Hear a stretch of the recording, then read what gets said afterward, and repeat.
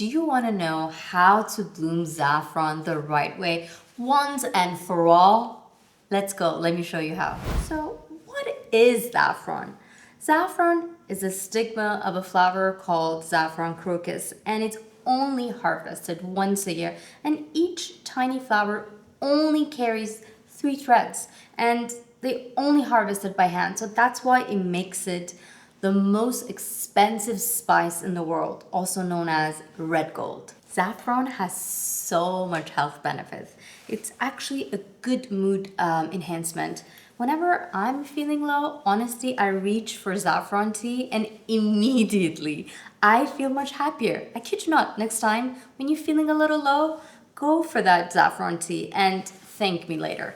It also contains so much antioxidant, it helps with brain memory, and it also helps with inflammation. So overall, it's really good for your health. So beside the amazing health benefits, it's also amazing for culinary usage. So for example, Iran is the top producer of saffron in the world. I think they produce about 80% of the saffron in the world. After Iran, Spain, India, Morocco are top producers of saffron in the world. We Iranians use saffron in almost everything in our cooking, in our rice, in our stews, and honestly, it's considered the most sacred spice in Iran. How to store your saffron?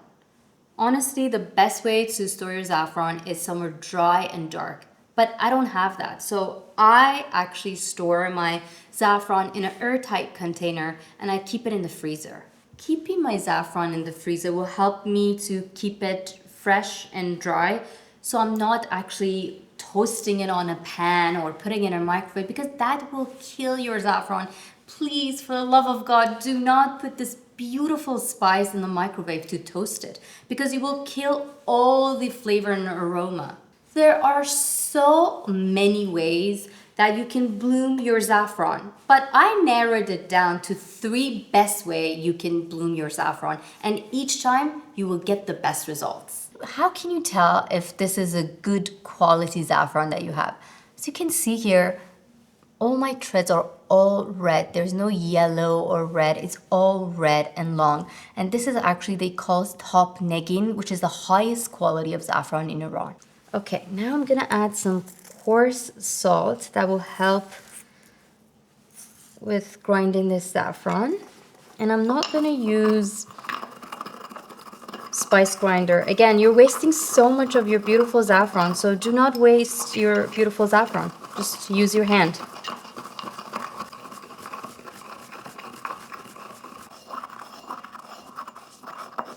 You really gotta use your muscle.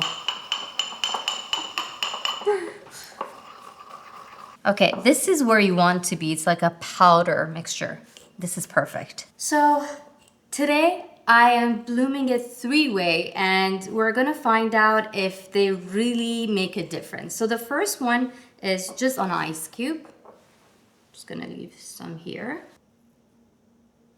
So this one, I'm gonna do ice cube and warm water.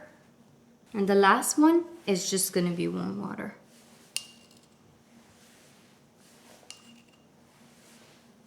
Now, if you heard me, I did not say boiling water because again, you do not want to use boiling water because that will kill your saffron right away. It kills the aroma, all the floral notes that you're looking for. It's gonna be gone. So the temperature that you want to actually bloom your saffron, it should be between 70 to 75 Celsius. Right here, I'm at 72. And I have an electronic kettle, but if you don't have, just make sure you use a thermometer.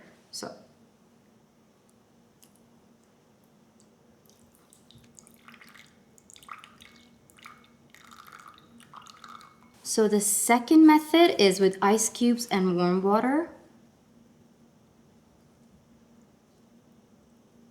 And for the third method is just ice cubes. So I'm just gonna let this do its own thing. It's gonna take about 5 to 10 minutes. So we're just gonna wait 10 to 15 minutes for all the methods just to bloom, and we're not gonna do anything and we're just gonna come back. All right, so this is our warm water method. I'm gonna taste it.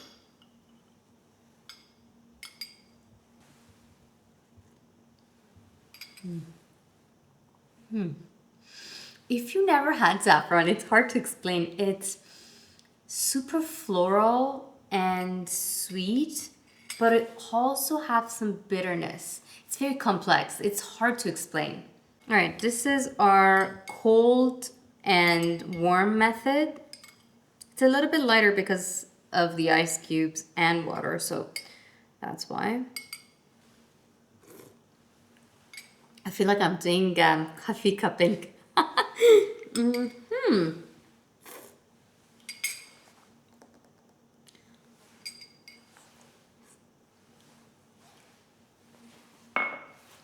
More floral?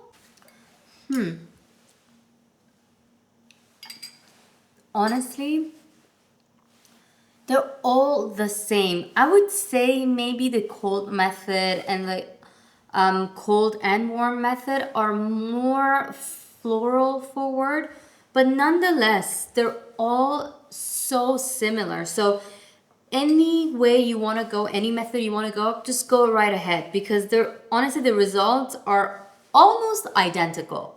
Guys, now I'm gonna be laughing all day because I tried so much saffron. But yeah, here you go. There are the 3 best method of how to bloom saffron. So next time, if you want to use saffron, just use any of these 3 methods because these 3 methods are the best way you can bloom saffron.